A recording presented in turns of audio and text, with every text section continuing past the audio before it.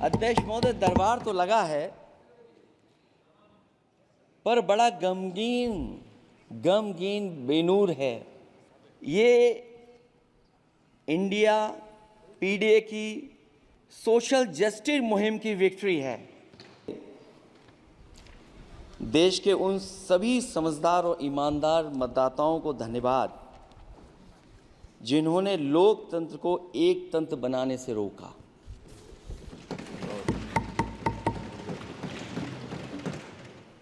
चुनाव के समय पर अध्यक्ष जी ऐसा कहा गया कि 400 पार। मैं समझदार जनता को फिर एक बार धन्यवाद दूंगा और मैं कुछ कहना चाहता हूं कि आवाम ने तोड़ दिया हुकूमत का गुरूर। दरबार तो लगा है बड़ा गमगीन बेनूर है पर। अध्यक्ष महोदय, दरबार तो लगा है पर बड़ा गमगीन बेनूर है और पहली बार ऐसा लग रहा है हारी हुई सरकार विराजमान है। जनता कह रही है चलने वाली नहीं सरकार। अध्यक्ष महोदय, जनता कह रही है चलने वाली नहीं, ये गिरने वाली सरकार है। और क्योंकि ऊपर से जुड़ा कोई तार नहीं, नीचे कोई आधार नहीं, अधर में जो है अटकी हुई वो तो कोई सरकार नहीं। दरअसल पूरा इंडिया समझ गया है कि इंडिया ही प्रो इंडिया है। इस चुनाव में इंडिया अलायंस की नैतिक जीत हुई है। ये पीडीए इंडिया की सकारात्मक राजनीति, पॉलिटिक्स जो पॉजिटिव है, पॉजिटिव पॉलिटिक्स की जीत हुई है। ये इंडिया पीडीए की सोशल जस्टिस मुहिम की विक्ट्री है।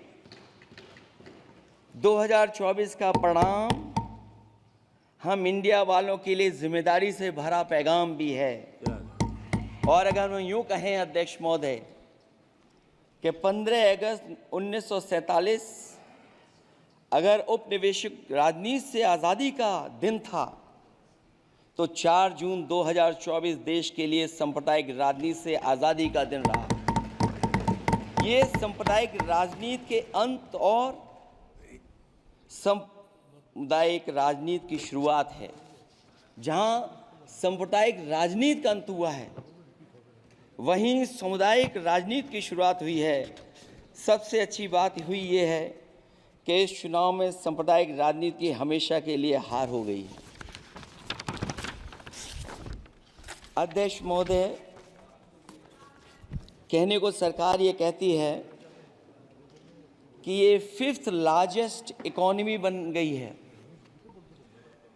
और जीडीपी के मामले में 5th वर्ल्ड की इकोनॉमी बन गई है।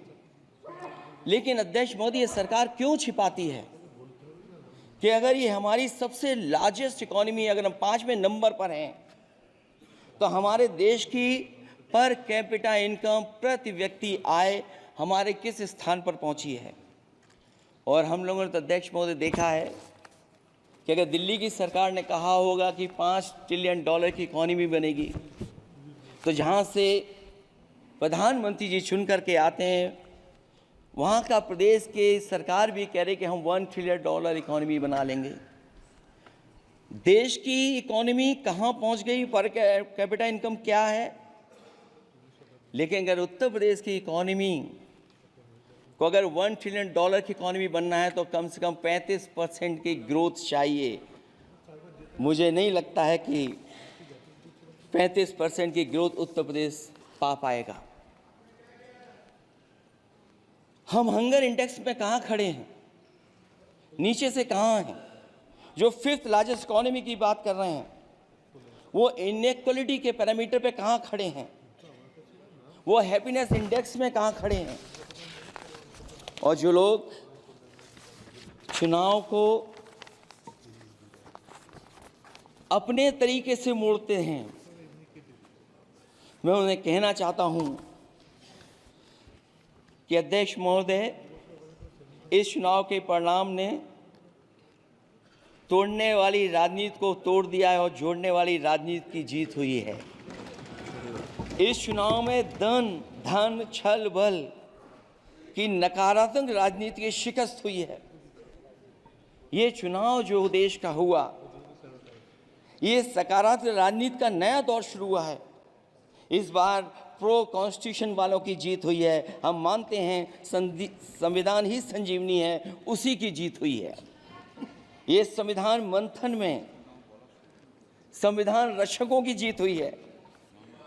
अब ऊपर से नीचे की राजनीति का अंत हो गया है। अब नीचे से जो समाज की जो आवाज़ उठेगी, वही राजनीति का आधार बनेगी।